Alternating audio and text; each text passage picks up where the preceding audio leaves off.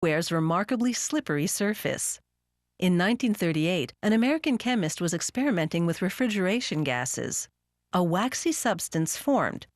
Years later, when bonded to cookware, it gained a non-stick reputation. When it's time to fry, using a non-stick pan averts a messy situation.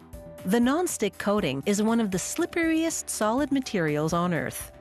Called polytetrafluoroethylene, the name is a bit of a mouthful, but the appeal is simple. Food won't get stuck on this non-stick surface. To make the aluminum pan, they use 70% raw material and 30% leftovers from prior production of pots and pans. They fire it to a molten state and filter it to remove contaminants. The liquid aluminum flows into vertical rectangular molds. A jacket of water around the molds cools the aluminum to take it from a liquid to a solid. A crane extracts the cast slabs. They're heading to a heating chamber to soften the slabs. This will allow the metal to be shaped and formed. A saw slices the slabs in two and trims the ends. More blades scrape the top and bottom to remove impurities. A conveyor repeatedly feeds the shorter slabs to heated rollers. Guides at the side maintain the width, while the rollers compress the aluminum, taking the thickness down to about ½ centimeter. The rolling also elongates the slab substantially. It starts out 2 meters long, and after a few minutes of rolling, it's been stretched to well over 100 meters. Pizza cutter-style blades trim the edges of the aluminum sheet.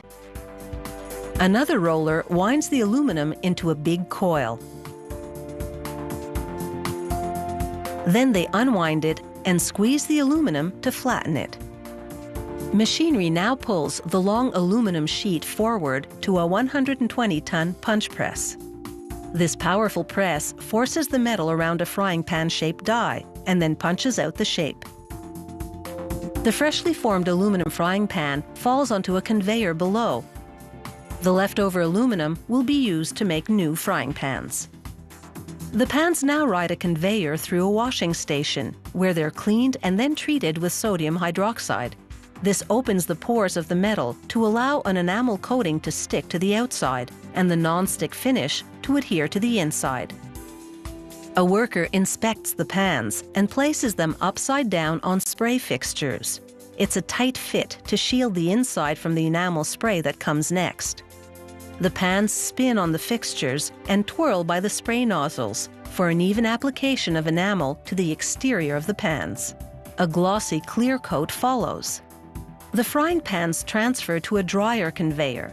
The hot air pulls out water from the enamel coating, and the color goes from gray to chalky white.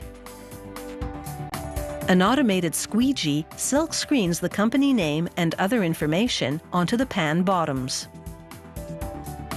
They now enter a long curing oven, heated to 560 degrees Celsius.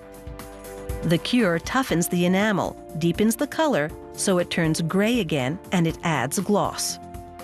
A suctioning device picks up the pan and turns it around for the inside coatings. A sprayer applies a special primer that will make the non-stick coating adhere to the pan. It then applies the non-stick coating. The pans receive 2 layers of this non-stick synthetic substance. The suctioning device releases the pan and it lands upside down.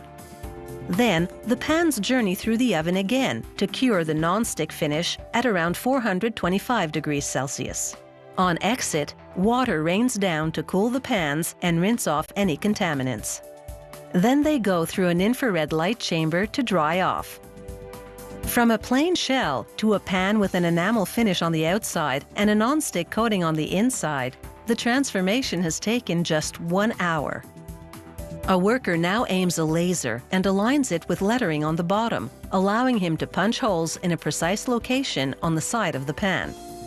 He slides pins into the holes and slots them through holes in the handle fitting. Using a ram, he flattens the pins to rivet the handle to the pan.